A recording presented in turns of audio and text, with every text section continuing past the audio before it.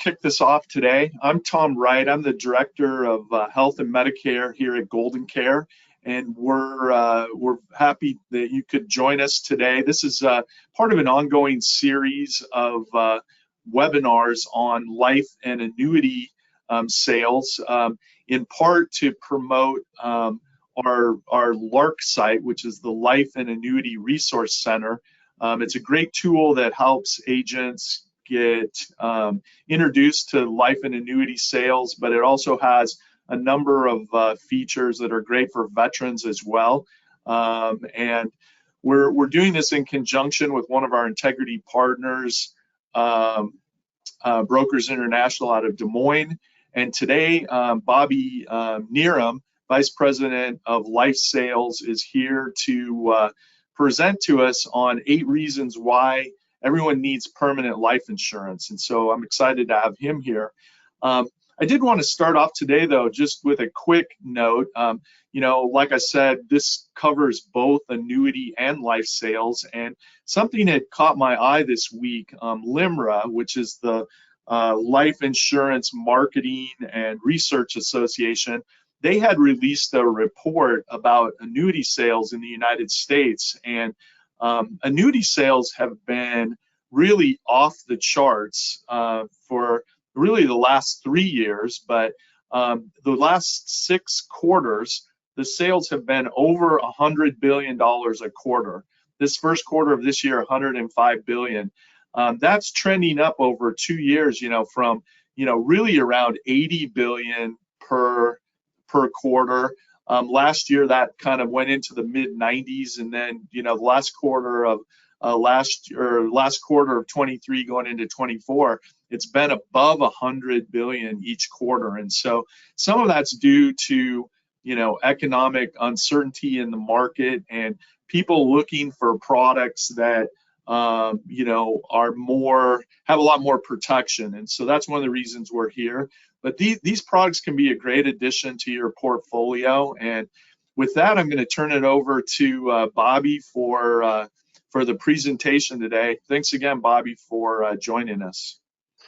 You bet, Tom. Thanks, everybody, and thanks for the time. As Tom said, my name is Bobby Neeram, Vice President of Life Sales here at Brokers International. I would like to take a piece and just comment on what Tom said, because he's spot on. Annuities over the last 2 years, from a volume standpoint, have seen tremendous growth, specifically fixed indexed annuities. I think a lot of that has to do with the fact that annuities in 2025 or 2024 aren't exactly the annuities of the 80s and 90s. So insurance companies have become very susceptible to market demands. These FIAs and permanent life insurance as well in this bucket has really become very consumer friendly in the features and benefits of each product. So I think that as time goes on, with the benefits that annuities offer, you're going to see them become more and more of a crucial role in any sort of retirement planning moving into the future. So it definitely is a great time to be in the life and annuity space. Again, Bobby Neeram at Brokers International. We're happy to be here with you all today. I would also give a quick shout out to Tom and team and everybody at Golden Care for a great job of bringing a product such as LARC to your organization. It really is a great system, product, website that hopefully can help you and your agents make an impact on your clients and communities around the country, helping them with all their insurance needs. So today what we'll be discussing is 8 reasons why everyone needs permanent life insurance. We'll move through this, and really the point of the presentation is to give you some reasons why life insurance will be a great benefit to your clients, with some basic reasons why people use it. But the other fold of the presentation is really just to get you thinking about clients that you may have, or ways that life insurance can be used beyond these 8. So we'll jump in here and get going. Real quick, we have our compliance disclosure here. Brokers International is not a tax, legal, or accounting firm. If you need tax, legal, or accounting advice, please seek a professional for that. Before we jump into the reasons, what we'll do real quick is just do a quick review on permanent life insurance. At the top of the screen, you'll see IUL in parentheses, Index Universal Life. But there's also whole life, there's guaranteed universal life. There's a few different types of permanent life insurance. We'll refer specifically to IULs here when we're talking about permanent life insurance. But the main point is that IUL or permanent life insurance, whether it be whole life or any other such permanent policy, is a financial asset. It's not an investment. Permanent life insurance is different than an investment in the sense that it can have guarantees. So a permanent life insurance contract can potentially have guarantees for death benefits, for the premium that needs to be paid, or for cash value. So again, as Tom alluded to earlier, we're seeing these record growth, record numbers as far as annuity volume, and the reason is people like the guarantees. They like to know what it is they're purchasing and allow them to plan for their future retirement needs. So guarantees play a very important role in that. Permanent life insurance, again, kind of the genesis of it, and the real true benefit here is you can pass a death benefit on tax-free. And then also with IRS regulations currently that are in place, you can provide access to cash that is tax-free. So permanent life insurance should be considered an alternative for conservative financial assets such as CDs, bonds, or even money markets. Permanent life insurance can also provide benefits that can help offset healthcare and long-term care costs. So I do want to state, though, that life insurance is not long-term care insurance. Those are two different types of contracts. But a permanent life insurance does offer a lot of different features and benefits, such as riders or built-in riders that help with long-term care costs. There are living benefits, there are chronic critical illness, there's terminal illness riders, a lot of different options to help protect your clients from long-term care costs in the future. So real quick, we'll just review the financial pyramid and kind of where permanent life insurance fits in that pyramid. Anybody who's done any sort of financial training or CE classes or anything of that nature may be familiar with the pyramid here. Starts at the bottom with protection and savings. So these are the two sections of the pyramid that will give you strategies such as an emergency fund. So a recommendation of anywhere between 3 months to 9 months of your monthly expenses should be saved in a highly liquid, able to access type of financial asset. So a lot of people maybe have a savings account at their local bank. Maybe they have a money market, something along that nature. And that really provides the financial protection for your clients and their families. The savings can be not only an emergency fund, but perhaps a house savings account. Or maybe you have a sinking fund that you're saving up money to purchase a new car, or savings accounts for college education. A few different aspects and avenues when it comes to the savings section. Above savings is growth. So these are financial assets or funds that are earmarked for long-term capital gains. These are funds that you're looking to grow over a set period of time. For most Americans, this would be things such as a 401k, or maybe an IRA or a Roth IRA. So you think of these as financial vehicles or financial assets that you're looking to invest in now to be able to use the funds in the future. Above growth is risk. And what we want to think about when we look at the risk section would be not so much as your overall brokerage account, but maybe individual stocks within that brokerage account. So risk would be maybe stocks for Coca-Cola or Walmart or General Motors. So individual stock positions and individual companies that can be affected in multiple different ways. These tend to be a little bit more risky than, say, a growth vehicle, maybe a mutual fund or an EFT, something along those lines, where that risk is diversified and shared amongst many different types of stock. Risk would be more along the lines of an individual stock. And above that, the most riskiest part of the pyramid would be speculation stocks, penny stocks, private equity funds, startup investments, such of that nature. So when we think of permanent life insurance, where does that complement, or where does that play within the financial pyramid? And it really is the bottom three sections. So you have the protection of the death benefit should something happen. You have the savings of the cash value, and you have the growth of the cash value based on an index performance. So again, just a real quick refresher of the financial pyramid and where permanent life insurance plays within that pyramid. So we'll go ahead and jump into the 8 reasons here. Number 1 is ensuring human capital. And again, this is really kind of the genesis of life insurance. Who's going to take care of your family when you're gone? Protecting human capital with life insurance is really at the core of the value proposition for life insurance, especially given the fact that a properly structured life insurance policy can pass on those proceeds tax-free to the beneficiary. Again, we're going to reference a LIMRA study here, the Life Insurance Marketing and Research Association that Tom referenced earlier. And they did a study basically trying to point out the need for income replacement. So if you have a high school diploma, on average, you're going to earn in America $1.3 million over your lifetime.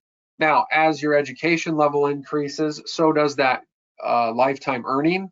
So a bachelor degree with a significant increase of $2.3 million, so almost double what you could expect to earn in your lifetime. And then once you get into the advanced degrees, such as a professional degree, law degree, or a doctoral degree, can expect earnings of 3.6 and higher. So the question is if something were to happen to you, how are you going to replace that income? Now, depending on where you're at in an age, whether it be 35, 45, 55, 65, the demand on that income replacement may change. But nonetheless, there are people that are counting on your income, and at your death, you're going to want to replace that income, and life insurance can play a pivotal role in that. Again, referencing the LIMRA study that Tom spoke about, 42% of American adults are either uninsured or underinsured. So if you think about that, 4 out of every 10 people you see need life insurance or more life insurance. That's 4 out of every 10 you see at the ball field or up at the school or at your church or wherever you may be. So there's a great demand and a great need for life insurance, more now than we have seen in the past decades and past generations. So great time to be selling life insurance. The second reason we'll touch on here kind of ties to the first, but we're going to cover your final expenses. So we think about final expenses in terms of a funeral cost, and it's estimated by NFDA.org that the average funeral can cost $8,000, and I've seen it quite a bit higher than that. So the question is who do you want to pay those costs, right?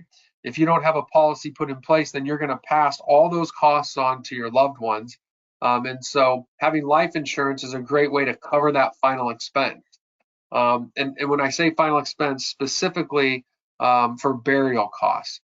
The other part of life insurance that can help is the debt that you leave around. So not only would, say, a 35-year-old husband who passes away with a wife and 2 kids, not only is there the need to replace his income, but then you're also looking at potentially dealing with the debt that is left, such as student loans, car loans, or a mortgage. So as you see on the screen here, Americans dying with debt, there's these 4 options here, and I'm pretty sure if anybody on the call were hard pressed to pick a number here, I'd imagine you would guess the 73%. So according to debt.org, 73% of people that die pass on some form of debt. So life insurance can play a crucial role in providing a solution for your loved ones for that debt that's left after you pass away. So again, life insurance is great for replacing income. It's also great for handling debt or liabilities upon the client's passing. Number 3, we alerted to a little bit earlier, long-term care costs. When it comes time to pay, what assets are you going to liquidate to cover that end-of-life care? Long-term care is a big topic of discussion right now, not only amongst insurance agents, financial planners, pretty much everybody in the financial sector. Long-term care is a big cost or a big talk because of the cost and how it can affect a retirement portfolio relatively quickly.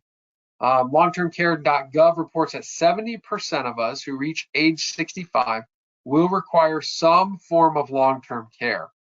Now, women use an average of 3.7 years worth of care, while men average 2.2 years of care. That number is a little skewed just simply because women live longer. But nonetheless, 20% of the people that use long-term care are going to need it for longer than 5 years. So we have these statistics, and there's many calculators and websites out there that can help you figure how much long-term care could potentially cost in your area. Depending on where you're at in this great country, long-term care costs can be significantly different. But nonetheless, only 5% of Americans actually have some sort of long-term care cost. So that's why it's so beneficial to look at life insurance to help cover the cost of long-term care costs. Now, again, like we said, life insurance is not long-term care insurance. They're two separate contracts. But life insurance does have many riders, living benefits, many features and options that can help with the cost of long-term care. The reason why it's important to have life insurance is because when that time comes to pay for long-term care, sometimes it's difficult on a family to determine where those funds are going to come from, whether it be cash, maybe your emergency fund that you have saved up for your elderly mother or father. Maybe it's a family home or a cabin. It can be, dad's high school car or the family boat, whatever it may be. People have difficulty selling assets in order to fund long-term care. But the one thing they don't have difficulty parting ways with is life insurance. So life insurance plays an important role in being able to fund the long-term care. Number 4, protect your estate and cover your taxes. So life insurance is a great job of being able to provide funds to cover any estate taxes upon death or costs that are associated with passing the estate to its heirs. If you take a peek here at the chart on the screen, you look at 1997, an estate taxes exemption provided $600,000 of exemption. Anything over that was subject to a 55% federal tax. So in 1997, say that a client passed away with $1 million estate. The first $600,000 of that estate were tax-free. The remaining $400,000 were taxed at 55%. Now, the federal government has dramatically increased that exemption. If you look at the bottom right of the screen there, in 2024, that exemption is now $13.6 million per person. And anything over that is a 40% tax rate. So many of our clients maybe do not have estates above the 13.6 million mark, but this is at the federal level. States have their own as well. And so you're going to want to look at your state and see what their estate tax policy is. And then there's also costs with just transitioning an estate that come. If you pass on maybe a $200,000 estate, but between attorney fees and other costs, maybe that, you're going to lose 20,000 of that. I mean, that's 10% of the estate. That's a decent number. Well, life insurance can help fund the expenses needed to pass that estate on. So if you take a peek here, here's an example of what we're talking about. Let's say you got a $5.95 million estate. Now that's below the current exemption level of 13.6 million. So you're not worried about any federal estate taxes necessarily, but they're depending on what state you live in, plus the cost to transfer the assets. If you simply reposition $200,000, so if you look on the left, there's $2.2 million. This is a very well diversified portfolio with stocks, bonds, collectibles, cash, real estate. But the example on the left has $2.2 million in stocks. And so by simply repositioning $200,000 of stock into a life insurance policy, you are able to get a $1 million death benefit. That $1 million death benefit can be used to pay any estate taxes that may be applied, as well as any cost to transfer the estate itself. So, with just a little bit of life insurance and a little bit of planning, you can have a major impact on the heirs or the beneficiaries. Number 5, leaving a legacy. So many people, as they get older in their years, think about their legacy, and this can be something as simple as leaving money to your alma mater, or leaving money to your local community park, to a church, or whatever nonprofit you may have. How somebody is remembered, or a gift of generosity is something that is important to people, and life insurance can play a great role in that. So if you take a look at the chart on the right hand side here, basically what it amounts to is approximately $200 a month in a donation. So let's say you have a charity that's near and dear to your heart, call it the Animal Rescue League, and you give them $200 a month. Now that $200 a month is going to help tremendously from a cash flow perspective, and your nonprofit would always appreciate any of the donations you can make. But if you take a look here in year 1, if you're giving that $200 a month, you're looking at roughly a $2,000 contribution. Year 5, year 10, year 15, you're looking at 20, 30 years down the road to get into a place where you can give somewhere between $45,000 and $55,000. With a life insurance policy, should you pass away year 1, year 5, year 10, whatever it may be, then you're looking at a significantly higher contribution to your nonprofit in the form of the death benefit of the life insurance policy. So if you speak to any CEO of a nonprofit, they always say that a big lump sum can help really move the needle. And that can be with, project improvements, expanding property, big purchases, stuff of that nature. Again, they would definitely appreciate the $200 a month. But if you were able to give your local ARL $65,000, that's definitely something that can make a big impact on the nonprofit. So you're just able to be more impactful with your giving if you have the gift set up into a life insurance. Another thing too is putting in a life insurance policy allows you to remain in control of the funds.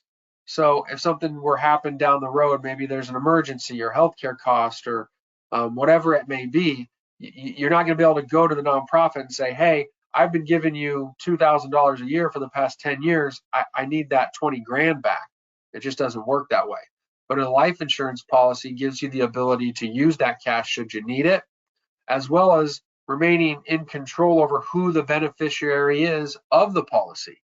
So maybe you initially set up the Animal Rescue League as your beneficiary, and 10 years into the life insurance policy, maybe you move and there's a different nonprofit that now you are passionate about or that you care about.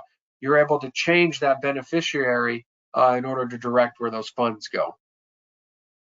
So when it comes to estate giving, you just are able to be more impactful, more strategic, and remain with more control of your funds by putting the money in a life insurance policy. Number 6 is to eliminate the sequence of returns risk. Now, what we're going to do is kind of go through this example and work through this, but essentially, sequence of returns is a risk in retirement. And what this risk does is it says that it's not so much the returns that you're getting on your retirement portfolio that's important. What's important is the sequence in which you receive those returns. So it's very important to have non-correlated income assets in retirement to be able to offset that risk. So it's important to have not only an IRA, which is taxed when you take the money out, but a Roth IRA, which is potentially tax-free. So life insurance can help with this, and I'll show you here in our example. We have Bill and Jill, and we're going to look at their retirement portfolio from a perspective of their initial portfolio amount, the withdrawals that they're taking to use that income in retirement, and the market return. So we'll take a look first here at Jill. If you look, Jill retires when she's 65, and her retirement portfolio actually looks pretty good during the first 6 to 7 years. You can see the positive returns for that period. So the portfolio that she has is actually gaining in addition to the withdrawals she's taking. Now, there's going to be down years as well in, say, a 25-year period. There's ups and downs. And so Jill's portfolio, you can see the returns here. She starts out well with a good 7 years in the positive in the green, 4 years low, and then 6 years high, and so on and so forth. So the fact that she had positive returns early on really helped her portfolio return.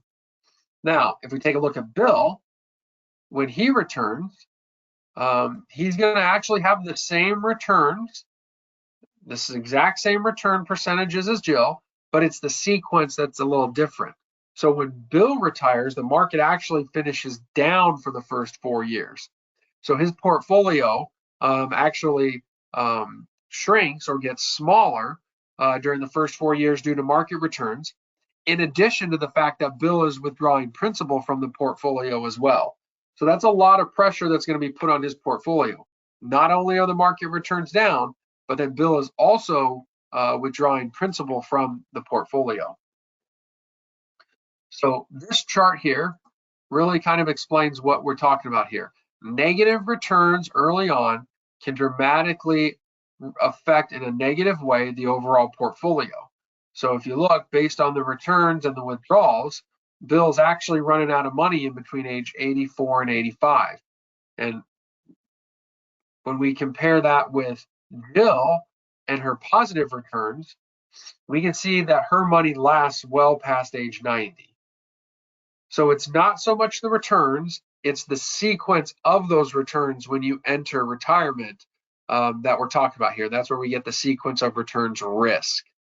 Now, what life insurance can do, for example, having an index universal life in maybe a simple S&P index, Bill would be able to use the cash value as an alternative source of supplemental retirement funds. So these funds would be unaffected by a negative market and could be used when his investments are down, which would potentially eliminate or dramatically help reduce the risk of sequence of returns. So if you look on the chart here, essentially what we're going to see is Bill's still going to have those first 4 years of negative returns, but as opposed to pulling, say, a $40,000 or $50,000 withdrawal from his portfolio every year, he's able to not touch the principal and instead pull income from his IUL, which is going to allow his portfolio to retain more of the principal, which in the following 6 years when he's green is going to allow his portfolio to recover and to gain more interest. So IUL plays a great role in being able to give Bill the flexibility to pull income in those down years. Number 7 is protection from creditors. So bankruptcy and lawsuits could affect your retirement, and a permanent life insurance policy can potentially be protected from bankruptcy or creditors. So we use insuranceandestates.com. and for example, the state of Idaho. So in the state of Idaho, life insurance is protected from bankruptcy and from creditor liabilities. Now, there are some exemptions. For example, in Idaho, the premiums paid in the immediately prior 6 months are not exempt from creditors or bankruptcy. And that makes sense if you think about it. If it's 2-3 months before you claim bankruptcy, things are going south. This exemption prevents you from being able to put all your money into a life insurance policy and then that be protected from a bankruptcy. So what the exemption does is it says any of the premiums paid outside of that 6 months are protected from bankruptcy or creditors, but any payments inside of 6 months would be subject to that. So life insurance is a very secure way of protecting funds in the event of a bankruptcy or creditors. And the last one, number 8, tax optimization. So again, this example kind of plays into the same benefits we saw with the sequence of returns. What this does is allows you to have a little bit more control over your tax footprint in retirement.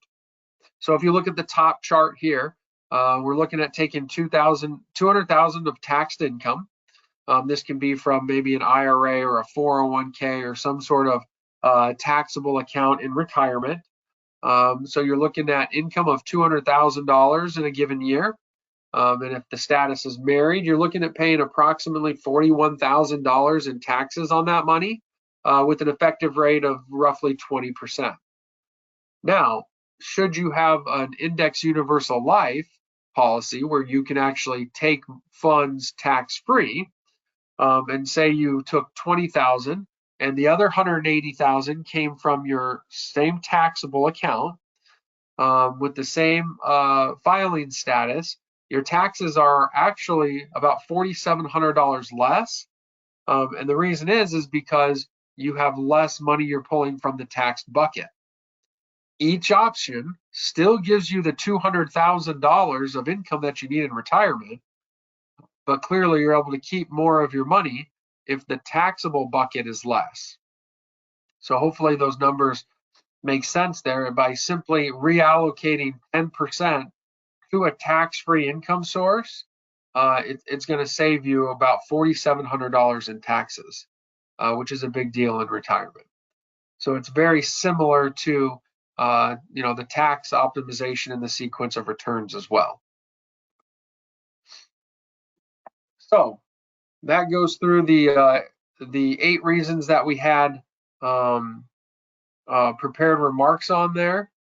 I will go ahead and finish at that point and turn it back over to Tom.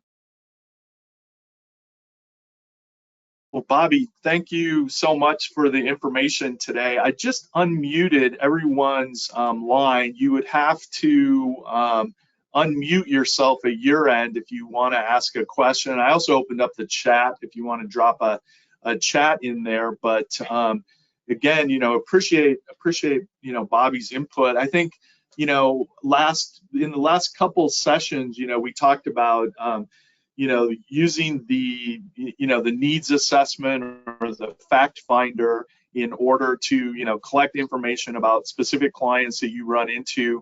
One of the things I found useful last week, given the fact that most of the folks on the call today are working in the Medicare market, long-term care and things like that, and I think that one of the transitions into these conversations about life and annuity products can really center around that long-term care element. It's the first question that comes up on the fact finder that Tim talked about in the last session. But as you're doing a presentation on a Medicare product or an ACA or even a group product, you may be explaining to people that skilled care has limited coverage under these plans, and custodial coverage is not covered at all. That kind of gives you that bridge into starting that review of that fact finder and asking about long-term care. And then I think, these IUL products, once you've kind of collected the information, this is one of the potential products that the team of specialists, might recommend for your client. And so as you're learning more about this business, you'll collect that fact finder sheet, you'll submit it to the team. They'll take a look at it and then come up with product suggestions, and this may be one of them. And then along with that comes, the information on, how you'll explain it and prepare it for those folks as well. So again, we're trying to give just a few tips, on how you can transition. I did have one question for you, Bobby. I was thinking about that slide that shows the risk pyramid. It seems like that might be useful in talking with a client if you were kind of transitioning into the fact finder or doing that sort of thing. Do you have other suggestions, or is that something that could potentially be used in that scenario? No, I think that's a great. I think it's a great tool to be used. I mean, it's been around for a long time. Financial professionals, or if you have a series license or things of that nature, financial planners, financial consultants are required to know that. I think it really puts a visual in front of our clients' faces and makes them think, what do I have for protection, right? Is my protection lacking? The protection is at the bottom, right? That's the base. That's the biggest, strongest. It's the cornerstone piece, right? And if as a client, if you don't have that foundational piece, then anything above that really is kind of a mute conversation. And so while people may be having conversations thinking, oh, I'd like to invest in Tesla, or I'd like to invest in Coke, or hey, I need to get these contributions going in my 401k, we really need to learn to crawl before we walk or run. And I think you can use that pyramid to have that conversation and somewhat confront the financial status of your client without you having to be the one that says, hey, you don't got this right. I think if you explain it properly, they're going to know by doing a self-evaluation where they're at, and then being able to say, here's the products that we think could provide that solution. Here's the products that we think can add not only to the protection of your financial well-being for you and your family, but also to the savings and the growth sections as well. So you know what, I'd actually never thought of that, Tom. I think it's a great idea to use something of that nature when you're having that conversation, and it works perfectly, right? The confidential needs analysis is really a guide to get you thinking and to stimulate that conversation. It's not necessarily something you need to sit down and say, okay, what's your date? What's your date of birth? What's your height? Do you have any, it's not necessarily meant to be used in that way. And the financial pyramid, is something that could definitely help stimulate that conversation.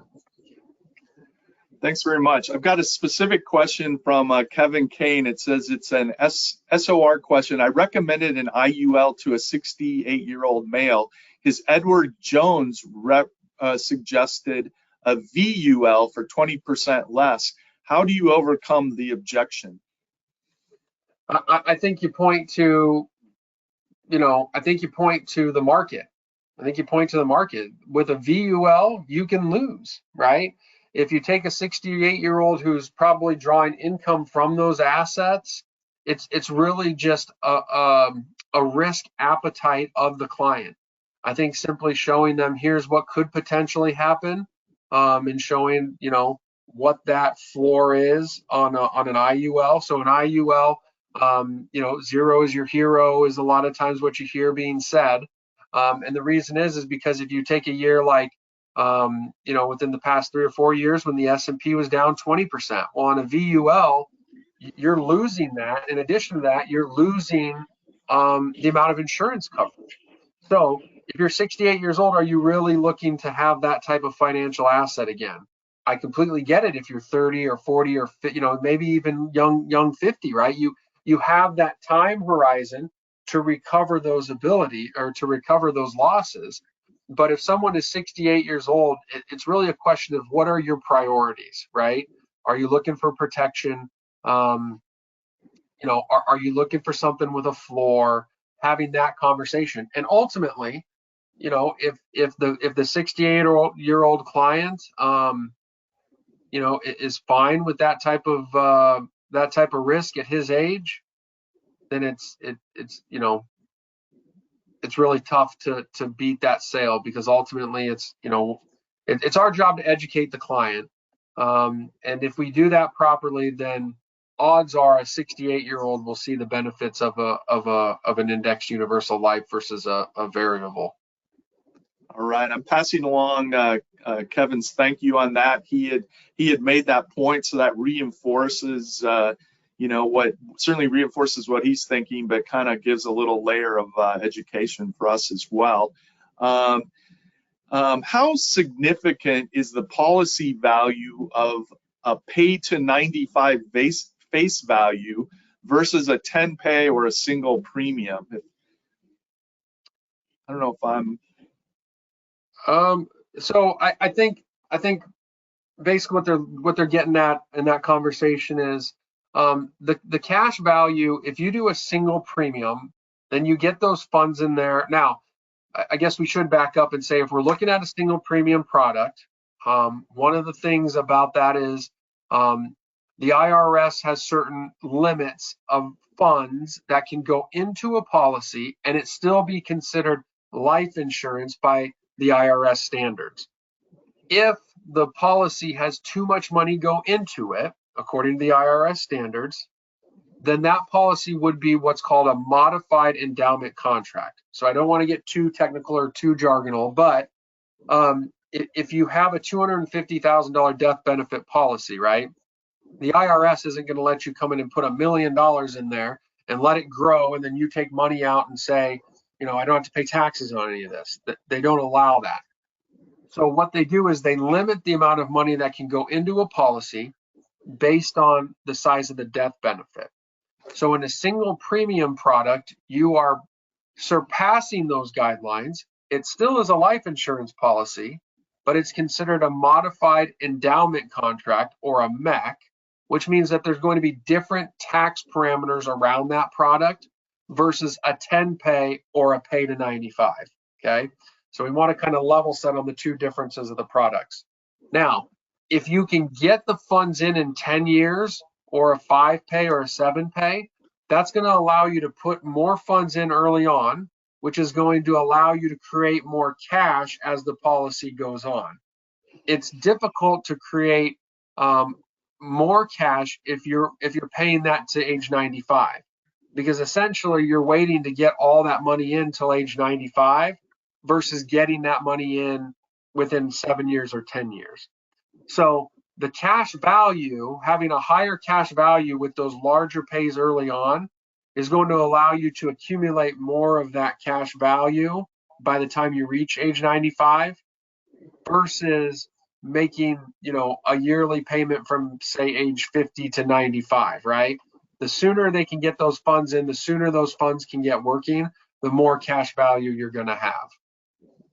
Now, I would also reference, if we're talking about these pieces, Tom, that's one of the great things about Golden Care and what you guys did is you've brought in that type of knowledge with the Ask a Specialist, right?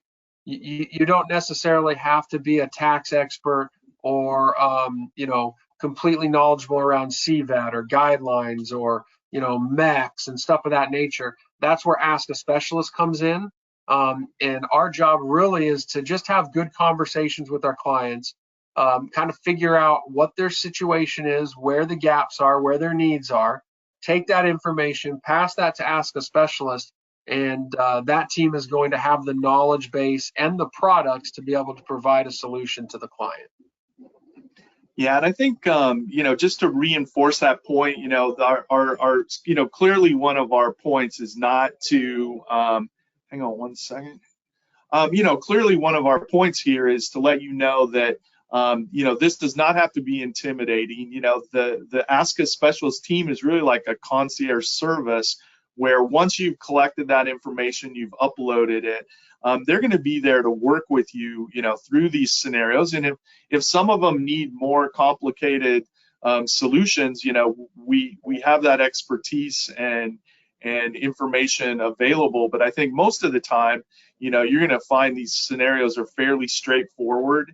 And again, kind of looking at the growth in the annuity market, we know that clients out there are eager, to find better solutions for their retirement planning, and that's what we're really working with Brokers International on to deliver those solutions. So it looks to me like that's all the questions we have left today. So I think I'm going to take one more quick peek, make sure there's nothing else here.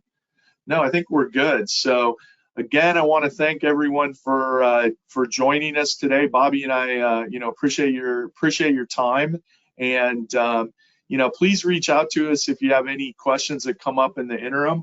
Our next meeting, and I think Bobby's going to be on with us on that date as well, is on June 11th at 2 p.m. So we're taking next week off, but the following week, we'll have another session, and there's also recordings of this available, as well as a video library on the Golden Care LARC website, that's accessible to you folks as well. So with that, I'm going to close it out for today. So thanks again, Bobby. Thanks, Tom. You guys take care up there. All right, take care. See ya. Bye, sir.